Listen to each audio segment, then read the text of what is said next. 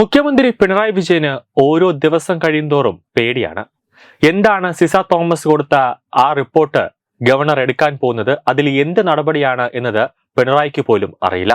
കാരണം നല്ല ഉഗ്രൻ റിപ്പോർട്ടാണ് സിസ തോമസ് നേരെ രാജ്ഭവനിലേക്ക് അയച്ചതും ഗവർണറുടെ മുന്നിലേക്ക് വച്ചതും. കാരണം അങ്ങനെ ഒരു റിപ്പോർട്ടാണ് സിസ തോമസ് പിണറായിക്കെതിരെ നൽകിയിട്ടുള്ളത്. സിസ തോമസ് നടത്തിയ അന്വേഷണത്തിൽ പ്രോ വൈസ് ചാൻസലർ ആയിട്ടിരിക്കുന്ന മുഖ്യമന്ത്രി പിണറായിയുടെ അഴിമതികളും അവിടുത്തെ ഉദ്യോഗസ്ഥർ നടത്തിയ എല്ലാ തട്ടിപ്പുകളും ഓരോ ദിവസവും പുറത്തേക്ക് വരികയാണ്. ആ റിപ്പോർട്ടിൽ അക്കമിട്ടുകൊണ്ടാണ് സിസ തോമസ് ഡിജിറ്റൽ സർവകലാശാലയിൽ നടന്ന തട്ടിപ്പുകളെല്ലാം തന്നെ വ്യക്തമായി വിവരിക്കുന്നത്. അതാണ് നമ്മുടെ കേരള സർക്കാരിന്, അതായത് പിണറായി സർക്കാരിന് സിസ തോമസിനെ കണ്ടെടുത്താൽ കണ്ടുടാതെ വന്നത്. നിലവിൽ മുഖ്യമന്ത്രി പിണറായി വിജയൻ പ്രോ ചാൻസലറായ കേരള ഡിജിറ്റൽ സർവകലാശാല നിർവഹണ ഏജൻസിയായ ഗ്രാഫിൻ ഉൽപാദന പദ്ധതി നടത്തിപ്പിൽ കോടികളുടെ ക്രമക്കേടാണ് കണ്ടെത്തിയിട്ടുള്ളത്. പദ്ധതി നടത്തിപ്പിന് അനുവദിച്ച കേന്ദ്ര സംസ്ഥാന സർക്കാർ ഫണ്ടായ 237 കോടി രൂപയോളം വരും ഡിജിറ്റൽ സർവകലാശാലയ്ക്ക് കൈമാറിയത് ഒരു തരത്തിലുമുള്ള വ്യക്തമായ മാർഗരേഖ ഇല്ലാതെയാണെന്നാണ് സിസ തോമസ് കണ്ടെത്തിയിട്ടുള്ളത്. ക്രമക്കേടുകൾ സംബന്ധിച്ച് വിശദമായ അന്വേഷണം നടത്തണമെന്ന മുൻ വൈസ് ചാൻസലർ സിസ തോമസിന്റെ റിപ്പോർട്ട് സർക്കാരിനെതിരെയുള്ള ആയുധമാക്കിയിരിക്കുകയാണ് ഗവർണർ ഇപ്പോൾ ചെയ്തിരിക്കുന്നത്. ഒരു ഫിനാൻസ് ഓഫീസർ പോലുമില്ലാത്ത ഡിജിറ്റൽ സർവകലാശാലയിൽ ഒഴുകിയെത്തുന്നത് കോടികളുടെ ഫണ്ടാണ്.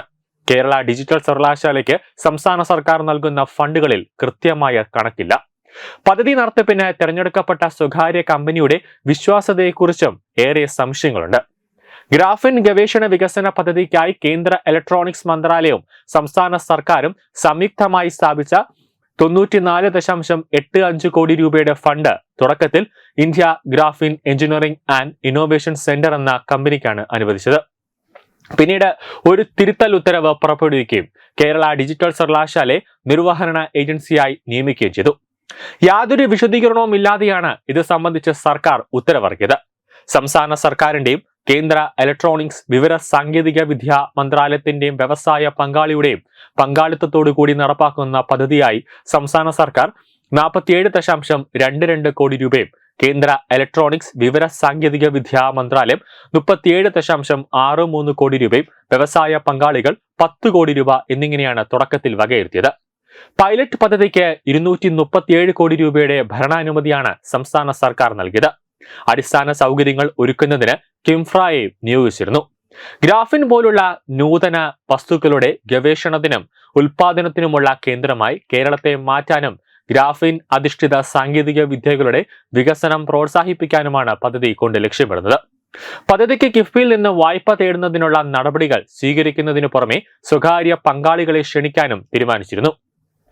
IGEICA എന്ത് മാനദണ്ഡത്തിന്റെ അടിസ്ഥാനത്തിലാണ് തെരഞ്ഞെടുത്തത് എന്ന ചോദ്യം ഉയരുന്നുണ്ട്. കമ്പനിയുടെ മുൻ പ്രവർത്തന പരിചയം സംബന്ധിച്ചും സംശയങ്ങൾ ഏറെയാണ്. സർവകലാശാലയിൽ താത്കാലിക വൈസ് ചാൻസലറായിരിക്കെയാണ് സിസ തോമസ് സർവകലാശാലയിൽ വിശദമായ അന്വേഷണം നടത്തി വിവരങ്ങൾ ശേഖരിച്ചത്. സർക്കാർ ഫണ്ടുകൾ കൈമാറിയതിൽ വ്യാപക ക്രമക്കേടുകൾ സിസ തോമസ് കണ്ടെത്തി. ഒരു ഫൈനാൻസ് ഓഫീസർ പോലും ഇല്ലാതെയാണ് സർവകലാശാലയിൽ കോടികൾ കൈകാര്യം ചെയ്യപ്പെടുന്നത്. ഗ്രാഫിൻ പദ്ധതി നടത്തിപ്പിനുള്ള കമ്പനി രജിസ്റ്റർ ചെയ്തതിലും അവ്യക്തതയുണ്ട്. കമ്പനിയുടെ രൂപീകരണത്തിൽ സുതാര്യത ഇല്ലായ്മ, അതോടൊപ്പം കമ്പനിയുടെ വിലാസത്തിലെ പൊരുത്തക്കേടുകൾ, പദ്ധതി നിർവഹണത്തിൽ വ്യക്തത ഇല്ലായ്മ, ഫണ്ട് വിനിയോഗത്തിലെ ക്രമക്കേടുകൾ തുടങ്ങി ഗുരുതര വിഷയങ്ങൾ വൈസ് ചാൻസലർ റിപ്പോർട്ടിൽ ചൂണ്ടിക്കാണിക്കുന്നുണ്ട്. അതോടെ ഇനി ഗവർണർ ഒരു അന്വേഷണത്തിലേക്ക് ഉത്തരവിട്ട് കഴിഞ്ഞാൽ ഈ വരുന്ന തെരഞ്ഞെടുപ്പ് സമയങ്ങളിൽ പിണറായി സർക്കാരിന്റെ സകല അഴിമതികളും പുറത്താവും. അത് വരുന്ന തെരഞ്ഞെടുപ്പിൽ, തദ്ദേശ തെരഞ്ഞെടുപ്പ്, നിയമസഭാ തെരഞ്ഞെടുപ്പ് സംബന്ധിച്ചിടത്തോളം അത് CPM-നെ സംബന്ധിച്ച് അത് വലിയൊരു ചീത്തപ്പേരായി മാറുമെന്ന കാര്യത്തിൽ യാതൊരു സംശയവുമില്ല.